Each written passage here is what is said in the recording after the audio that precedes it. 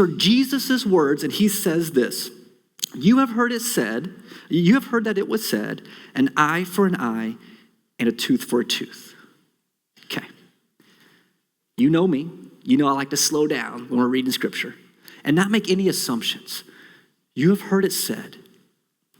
Where? Where have you heard this said? Now, for many of us in the year 2025, we kind of know this concept and we live this concept, but where is this concept taught? Where does it originate, all right? There's two places where this concept originates. When you think about human history, like on this earth, two places where this idea, this concept of eye for an eye kind of originates. One is the Torah, or the law of God, given to Moses on Mount Sinai, and this is God's way for us to live. Another comes from a king in Babylon named Hammurabi.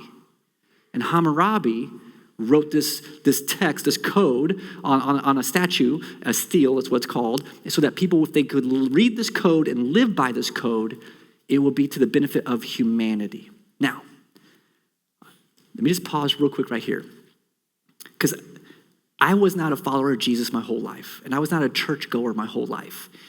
And I know many of us, we love Jesus, we know Jesus with all of our heart, but if I could just talk to the skeptics in the room. Maybe you came with a family member or friend today, maybe you were just checking out God or Jesus or whatever. Let me just challenge you if you're skeptical at all right? Something happened in human history that caused individuals to stop thinking of themselves as individuals and to start thinking about the common good of a community. That is not natural for humans to do. We tend to be creatures of self-preservation. But somewhere along the line in history, we got a recorded teaching that says, hey, you need to not just think about yourself, you need to think about everyone around you. Hammurabi says this, and God says this in the Torah. Now, both of these texts, and I'm talking to skeptics, that's why it sounds like it might sound blasphemy, but I'm not trying to be blasphemous. I'm trying to be honest about human history. Both of these texts come to this earth around the same time.